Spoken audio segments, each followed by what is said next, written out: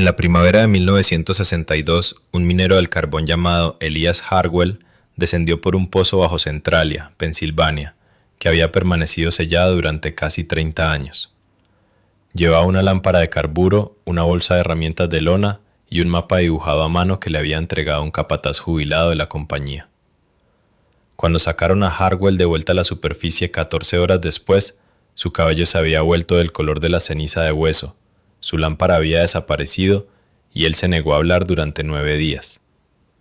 Cuando por fin habló, lo primero que dijo fue que la viga más profunda de la mina no había sido fabricada por ninguna compañía, ningún sindicato ni ningún hombre del que él hubiera oído hablar jamás. Lo segundo que dijo fue que algo allá abajo todavía la estaba usando. Esta es la historia de lo que Elias Hartwell afirmó haber encontrado más allá de la última viga. Antes de seguir, hazme un favor. Si estas historias olvidadas te parecen tan fascinantes como a mí, suscríbete para que la próxima te encuentre cuando se publique.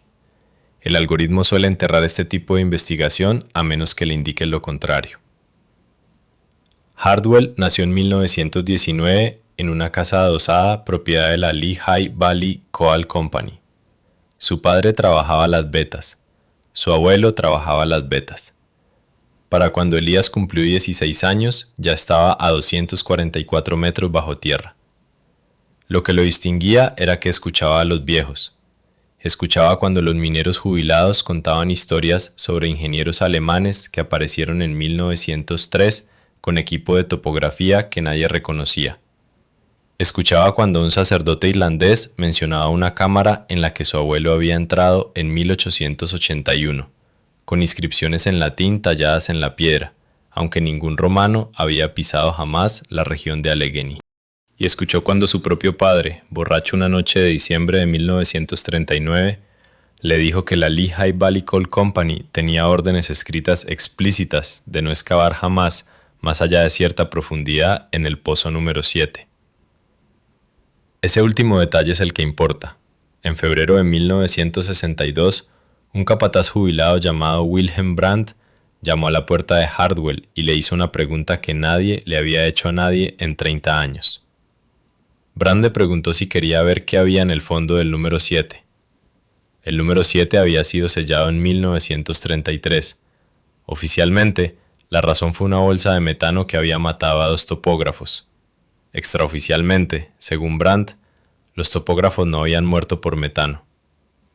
Brandt había sido el capataz de turno el día en que se selló el pozo y había pasado las 3 décadas siguientes intentando olvidar lo que él mismo había sacado de aquel agujero. Ahora, moribundo de pulmón negro en una habitación alquilada en Shamokin, quería que un hombre más viera lo que él había visto, para que aquel conocimiento no muriera con él. Brandt no era un chiflado, era un ingeniero formado en Alemania que había certificado la integridad estructural de más de 400 pozos. El informe de cierre que presentó para el número 7 contenía una sola frase escrita de su puño y letra. Decía, traducida, que el pozo había sido cerrado porque lo que había debajo no podía ser trabajado con seguridad por los hombres de los que disponían.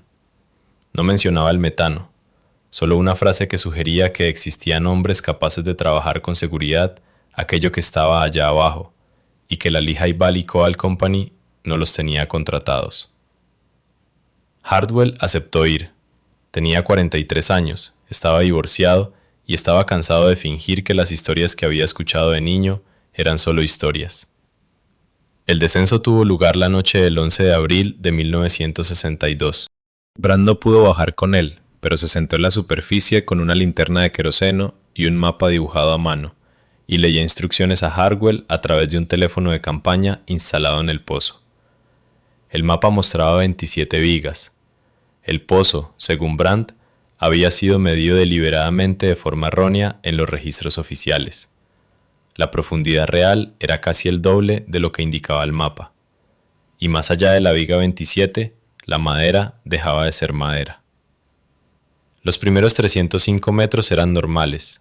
Las paredes eran de la misma antracita negro-azulada que Hartwell había visto desde niño. Contaba las vigas mientras descendía.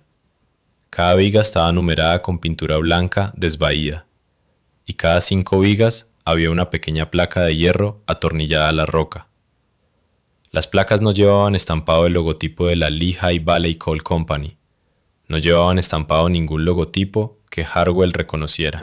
Presentaban un símbolo que, según sus propias palabras, parecía una rueda dentro de una rueda, rodeada de una escritura que definitivamente no era inglés, ni alemán, ni latín. En la viga 20 la temperatura cambió. No se volvió más fría, se volvió más cálida. En la viga 23, la roca a su alrededor dejó de ser antracita. Harwell la describió más tarde como una especie de piedra negra pulida, lisa como el vidrio, con vetas de algo metálico que atravesaban su superficie, captaban la luz de su lámpara de carburo y la hacían rebotar en direcciones hacia las que la propia lámpara no apuntaba. En la viga 26, el teléfono de campaña se cortó. La voz de Brandt desapareció. No hubo estática, solo silencio. Harwell se encontraba a unos 1219 metros de profundidad. La profundidad oficial del número 7 era de 671 metros. Había superado esa marca casi una hora antes. Siguió bajando. La viga 27, cuando llegó hasta ella, no era de madera. La forma era la misma. El material era algo para lo que Harwell no tenía nombre. Estaba tibio al tacto, incluso a través del guante. Era casi negro, pero captaba la luz de la lámpara en direcciones que no tenían ningún sentido geométrico, y estaba tallado. Toda la viga estaba cubierta de líneas poco profundas que formaban figuras que Harwell solo podía describir como letras que se hubieran fundido a medias de regreso en el material del que habían sido recortadas. Estuvo a punto de dar media vuelta. Durante el resto de su vida les diría a la gente que dar media vuelta habría sido lo más inteligente, pero no dio media vuelta. El pozo por debajo de la viga 27 cambió por completo de carácter. Las paredes ásperas e irregulares de una mina excavada a mano dieron paso a algo que era inequívocamente obra de ingeniería. El pasaje se volvió cilíndrico, el suelo era plano, no había marcas de herramientas, no había cicatrices de explosiones.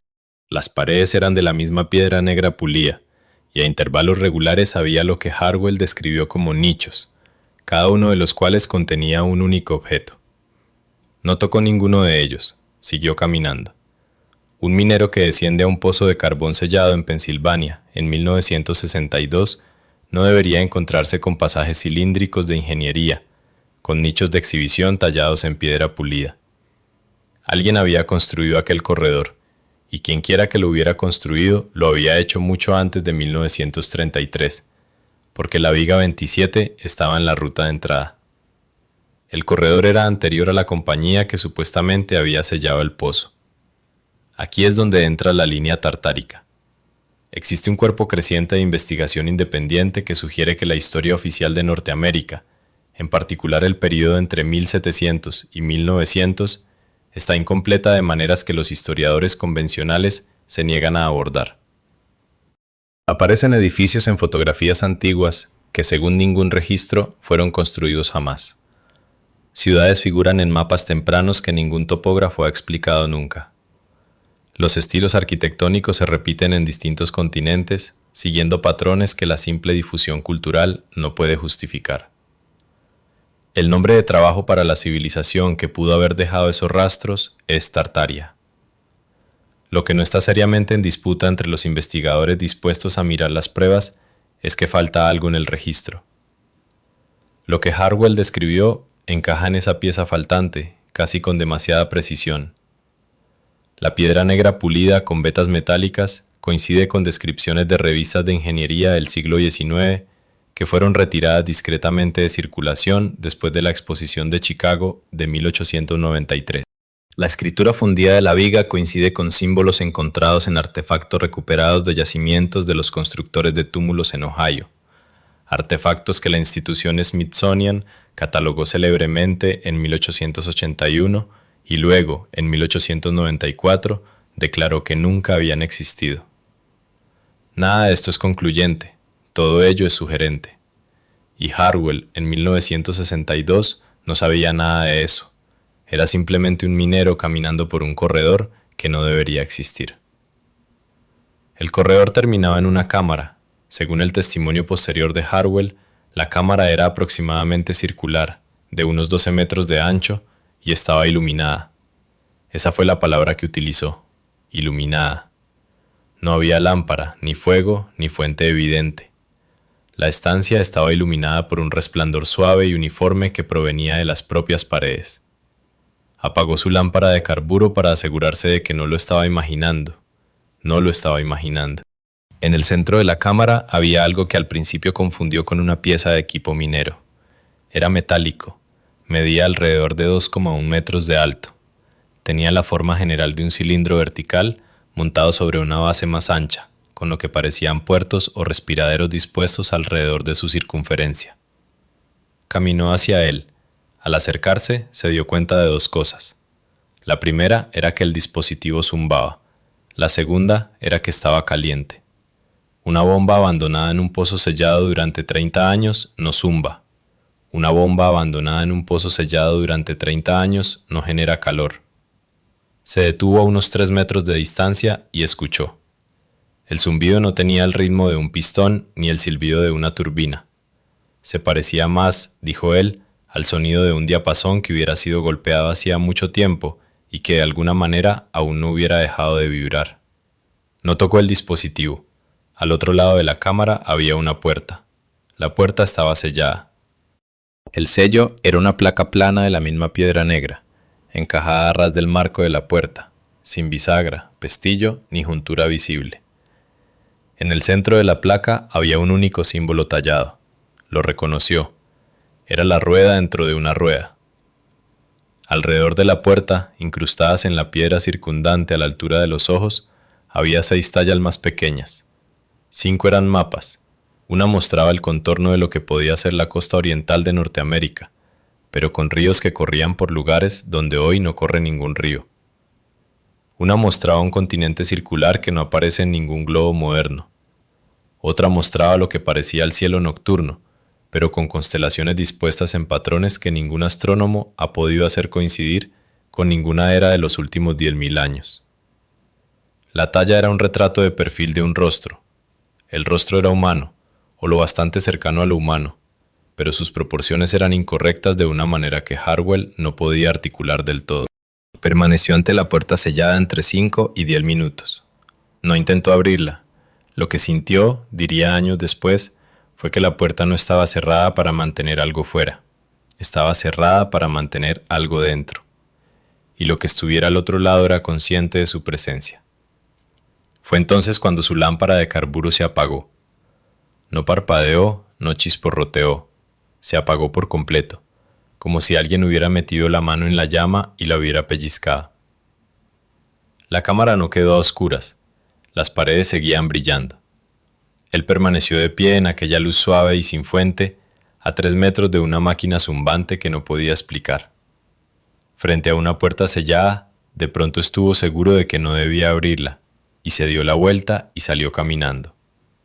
Cuando llegó a la superficie, 14 horas después de haber descendido, el cielo tenía el color del plomo recién fundido. Brand seguía sentado junto a la linterna de queroseno.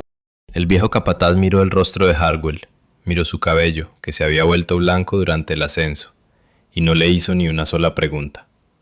Brand simplemente asintió, como asiente un hombre cuando algo que ha esperado durante décadas por fin ha sido confirmado sin que se pronuncie una palabra. Luego se puso de pie, recogió su linterna y su mapa y se marchó. Wilhelm Brandt fue encontrado muerto 3 días después. La causa oficial fueron complicaciones del pulmón negro. El mapa que le había dado a Harwell no fue encontrado entre sus pertenencias. Harwell lo tenía. Lo conservó durante el resto de su vida. Durante los siguientes 26 años, Elias Harwell intentó contar su historia. La Lehigh Valley Coal Company le informó de que cualquier entrada no autorizada constituía allanamiento criminal. Un geólogo estatal en 1965 le respondió con una carta educada en la que le recomendaba consultar a un médico. Un periodista del Philadelphia Inquirer, en 1971, escribió una pieza de 5 párrafos en la que trataba todo el asunto como folclore local. Murió en 1988 en una residencia de ancianos en Pottsville. La enfermera que estuvo con él en sus últimas horas contó más tarde a un periódico local que sus últimas palabras fueron algo sobre una rueda que aún seguía girando. Ahora bien, aquí es donde la historia toma su giro más extraño. En mayo de 1962, apenas un mes después del descenso de Hardwell, se prendió fuego deliberadamente a un vertedero situado directamente sobre una veta de carbón expuesta en el borde de Centralia. El fuego se extendió a la veta, ha estado ardiendo desde entonces. Para 1984, el gobierno federal había declarado inhabitable la localidad. Hoy la población es de menos de 10 personas y el Servicio Postal de Estados Unidos revocó el código postal del pueblo en 2002. La explicación oficial nunca ha abordado adecuadamente varias preguntas concretas. Nunca ha explicado por qué el incendio ha resistido todos los intentos de extinguirlo durante más de 6 décadas. Nunca ha explicado por qué la firma térmica del incendio, cartografiada repetidamente por satélite, traza un patrón aproximadamente cilíndrico que desciende casi en vertical hacia el interior de la Tierra. Nunca ha explicado por qué esa firma térmica, según una evaluación filtrada del Departamento de Energía de 1994, parece estar centrada en un punto situado aproximadamente a 1219 metros bajo la superficie, muy por debajo de la profundidad de cualquier veta de carbón documentada en la zona. En 1981, un niño de 12 años llamado Todd Domboski estuvo a punto de ser tragado por un socavón que se abrió bajo sus pies en su propio patio trasero. Al medirlo, se descubrió que el agujero caía en línea recta durante más de 46 metros antes de que el vapor y el gas sobrecalentado hicieran imposible seguir midiendo. Se agarró a la raíz de un árbol y sobrevivió. Centralia fue evacuada poco después, pero el fuego sigue ardiendo. La firma térmica sigue trazando ese descenso cilíndrico, y en algún lugar allá abajo, si Elias Hardwell decía la verdad, un dispositivo zumbante permanece en una cámara resplandeciente frente a una puerta sellada, tallada con una rueda dentro de una rueda. No voy a decirte que el incendio de Centralia es un encubrimiento deliberado. No tengo pruebas de eso. Lo que sí voy a decirte es que el registro oficial de por qué una próspera localidad de Pensilvania fue reducida a cenizas hasta desaparecer no coincide con las pruebas disponibles, y que las pruebas disponibles, incluido el testimonio de Elias Hardwell, apuntan a algo bajo ese pueblo que nadie en una posición de autoridad quiere que el público vea. Hay una pieza más que necesitas conocer. En 2009, un investigador llamado Daniel Vega, que trabajaba en una tesis doctoral sobre símbolos mineros preindustriales en la región de los Apalaches, encontró una fotografía en una colección privada de Bethlehem, Pensilvania. El negativo había sido revelado mediante una técnica que dejó de usarse alrededor de 1905. Mostraba una placa de hierro montada sobre una viga de madera en el interior de un pozo minero. La placa estaba grabada con una rueda dentro de una rueda. Vega intentó publicar la fotografía en 3 revistas académicas distintas. Las 3 la rechazaron. La subió a un sitio web personal en 2011.